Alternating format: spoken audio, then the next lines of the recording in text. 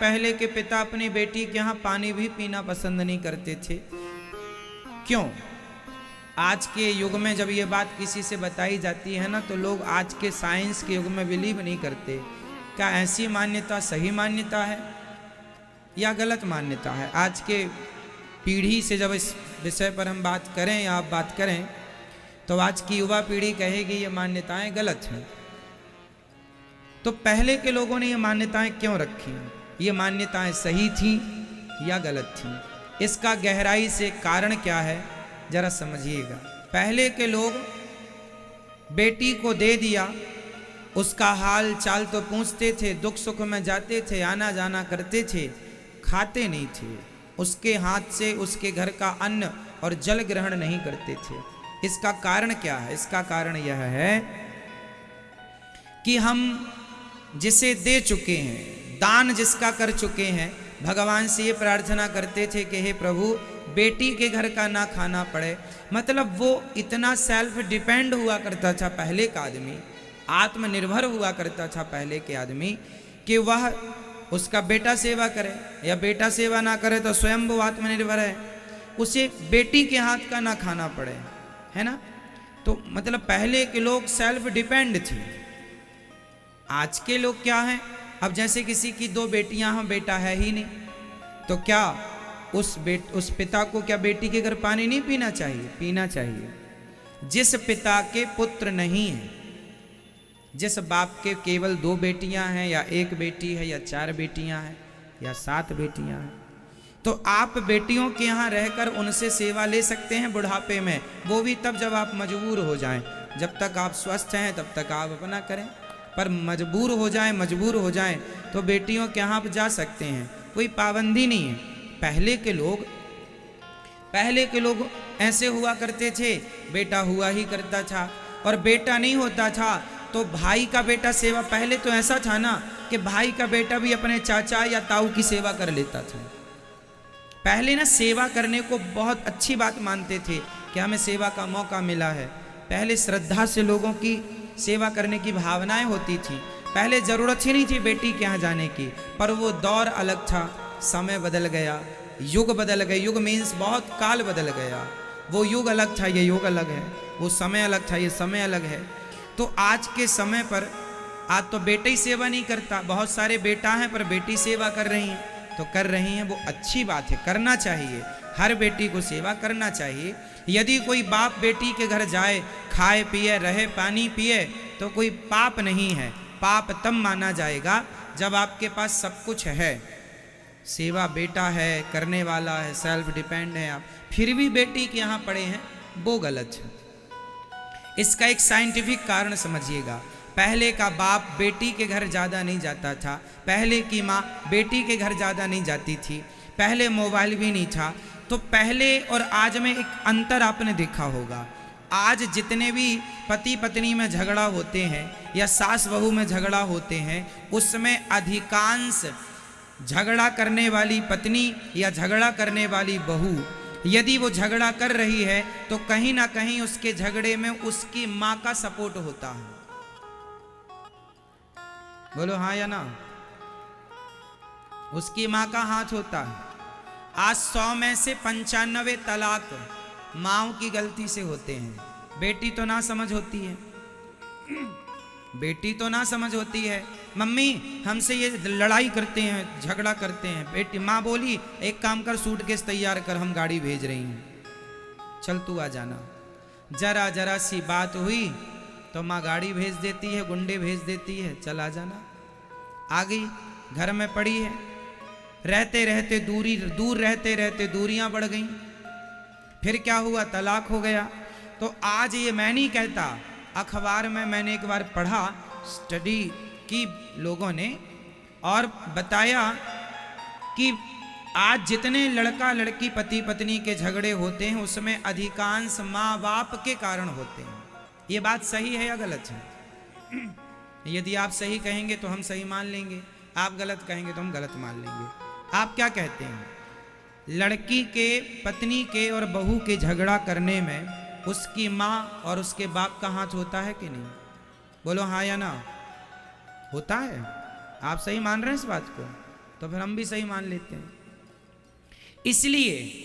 इसलिए पहले के माँ बाप बेटियों के घर नहीं जाते थे कि कहीं हमारे जाने से इनके घर में कोई वाद विवाद ना हो जाए, इसलिए पहले के माँ बाप नहीं जाते थे। पर क्या पता था कि आने वाले समय में मोबाइल चलेगा, भले ना जाओ पर फिर भी वो जाए बराबर है।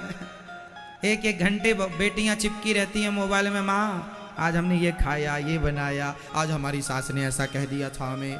माँ बोली तुमने क्या बोला? फिर हमने कुछ नहीं बोला। अरे बुढ़िया को बोल दिया करो, वो जवाब दिया करो, माँ सिखाती है तू जवाब दिया कर। तो ये तो आग लगा देती है घर में। इसलिए पहले के लोग बेटी के घर का पानी भी नहीं पीते थे कि हमारे कारण जाओ आओ हाल चाल लो और आ जाओ। ज़्यादा रुकने से क्या होगा? यदि बेटी अपने माँ बाप को ज़्यादा ध्यान देने लगी तो पति बोलेगा अपनी माँ को ज़्यादा समय देती है, अपने माँ बाप को ज़्यादा उनकी सेवा ज़्यादा करती है, हमारे माँ बाप को नहीं। तेरा मेरा हो जाता है ना, और तेरा मेरा होने से फिर वो रिश्ते में दरार पड़नी स्टार्ट हो जाती है। इसलिए माँ बाप बोले कि हमारे कारण हमारी बेटी का घर ना बिगड़े, इसलिए हम जाएंगे नहीं, तेरे घर का पानी भी नहीं पिएंगे। ये उस जमाने की मान्यता थी। अब लोग इस मान्यता को फॉलो नहीं करते तो माँओं के कारण बेटियों का घर टूट जाता है। मतलब जो मान्यताएं पहले बनी थी, खाना पीना पाप नहीं है, उसका कारण ये था कि इसलिए नहीं जाते कि कहीं हमारे कारण तुम्हारे घर में कोई विवाद की स्थिति ना उत्पन्न हो जाए, सिर्फ इस कारण। यदि ससुराल पक्ष समझदार है, माँ बाप लड़की के भी समझदार हैं, तो रहने में कोई आपत्ति नहीं। भाई समधी राजी हैं, समधन राजी हैं, तो कोई दिक्कत नहीं है। पर लड़की के माँ बाप आ जाएं तो लड़की की सास का ही मुंह फूल जाएगा 2-4 दिन बाद, तेरी माँ यहीं पड़ी है। और बेटी सवेरे शाम चाय और देने चली जाए तो ले, अपनी माँ को चाय देती, हमें पानी को नहीं पूछती। तो ये विवाद की स्थितियां सबके घर में उत्पन्न हो सकती हैं। इसलिए पहले के लोग दूरी बनाने में ही फायदा मानते थे, दूर रहते थे। समझ में आ गया पुराना हिसाब किताब? इसलिए कोई और पाप पुण्य नहीं था कि बेटी के घर पानी पीना कोई पाप, ऐसा नहीं। बेटी के घर खाना कोई पाप, ऐसा नहीं। रिश्ते ना टूटें इसलिए झगड़ा का स्थिति, क्योंकि मेहमान 2 दिन अच्छे होते हैं, 2 दिन 3 दिन के मेहमान अच्छे होते हैं। अब ऐसे मेहमान आपके घर आ जाएं जो जाए ही ना तो वो तो परेशान कर डालते हैं। भाई मेहमान 2-5 दिन अच्छे होते हैं, 2-4 दिन की मेहमानी अच्छी लगती है। अरे मेहमान आए, और पड़े ही हैं तो लोग जा ही नहीं रहे। एक पति पत्नी थे, आपके पड़ोस में रहते थे, तो उनके घर एक मेहमान आए। तो जब आए तो उन्होंने खूब बढ़िया उनको खीर पूड़ी बना के खवाया।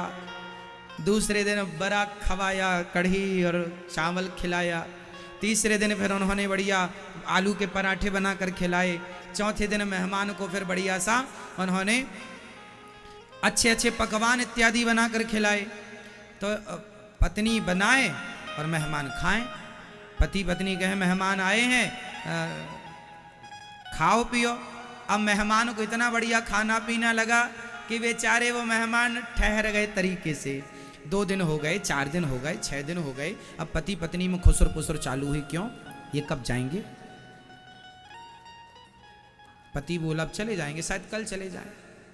कल हुआ तो कल भी खूब खाए, फिर भी ना गए। तो एक दिन पूछ लिया आप कब जाएंगे?